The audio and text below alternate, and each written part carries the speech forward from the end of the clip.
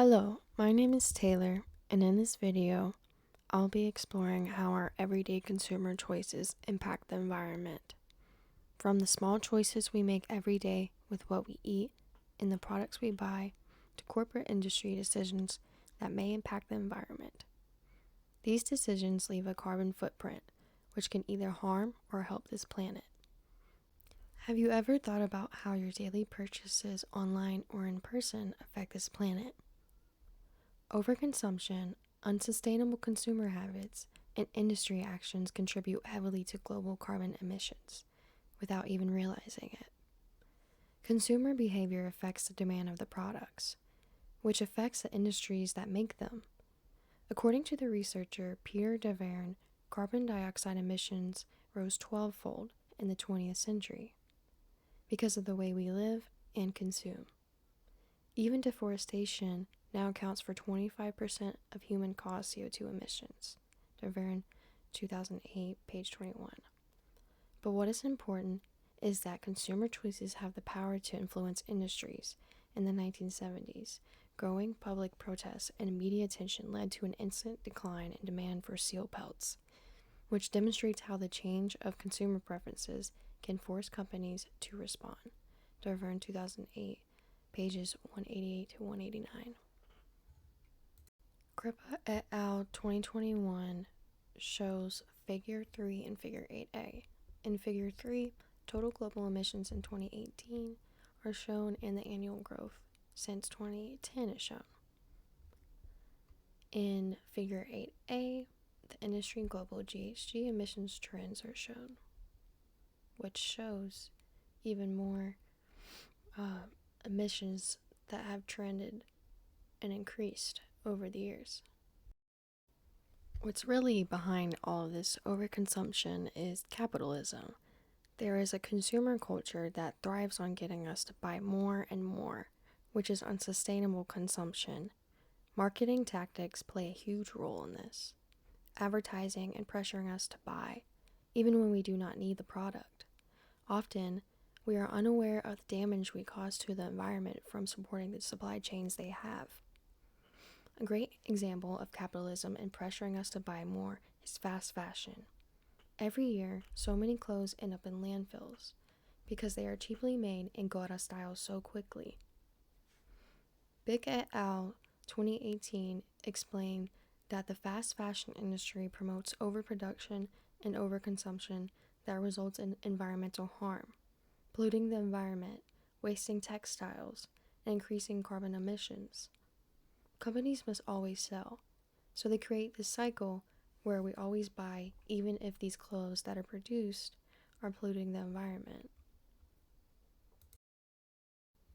And then there are the constant tech upgrades. Many people go on phone plans to replace their phone every year or two, or buy the newest phone because they want the newest tech. These devices are not built to be used for a while just so that they can break and that you can buy the newest model that barely has any upgrades compared to the previous one. This creates so much e-waste, while the phones that are fine to use end up in the trash just to keep up with the newest tech. Cesare et al. 2022 point out that consistently replacing mobile phones, despite being able to use them still, contributes to the generation of quote-unquote outdated devices that end up in landfills, when they could be even reused for more purpose. Finally, how much meat do you consume weekly, monthly, annually? Diets that are high in meat and contribute to food waste greatly harms the environment and increases carbon emissions. The meat industry is one of the biggest contributors to climate change, yet people consume so much of it. According to the Petrovic et al. 2015, the environmental cost of meat production is to be considered because the demand for the meat continues to rise, which increases global warming and deforestation.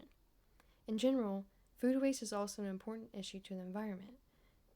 Gustafsson et al. 2011 found that about 1/3 of all food produced worldwide is wasted, which adds greenhouse gas emissions and valuable resources. The consistent cycle of purchasing and waste of products is harming the planet terribly. What's really driving this issue of the cycle of overconsumption?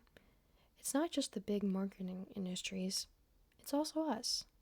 In many societies on this planet, tie consumption with status, meaning whoever has the newest car, updated phone, and designer clothes signifies that they have it all together and are very successful.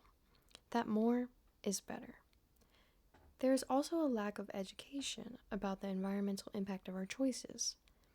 The average person may not know about carbon footprints, supply chains, or what happens to our trash once it's thrown away. Many communities do not have access to basic education about our environment. Larson, 2021, describes how there's insufficient climate education in the U.S. schools in an article called Climate Change Education is Failing Our Youth. She mentions that in the first peer-reviewed teacher survey in 2016 found that many teachers from middle and high schools only teach climate change at most 2 hours over the whole academic year, which is not enough. Even though we might think that environmental issues are getting more attention these days, the truth is that many people still don't know much about them. A study by Hawking and colleagues in 2018 found that even in developed countries, most people do not make a huge change to the lower carbon footprint. This study shows that just knowing about the environment is not enough. People need more education and to change the American way of needing instant gratification. To change how we think, enacted in this society will actually help.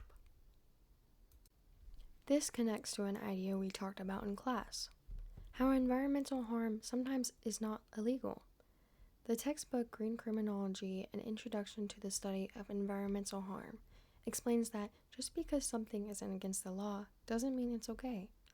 A lot of the pollution we see, or the waste created by mass production, is totally illegal. But that doesn't make it right. Green criminology pushes us to think deeper. As the textbook says, environmental crime itself, consistently undervalued in law, the label of environmental crime tends to be applied to specific activities that are otherwise lawful or licensed. It is the context that makes something so allowable or problematic. White, 2013. This shows how the actions that are harmful can be normalized lawfully, even when they have many consequences.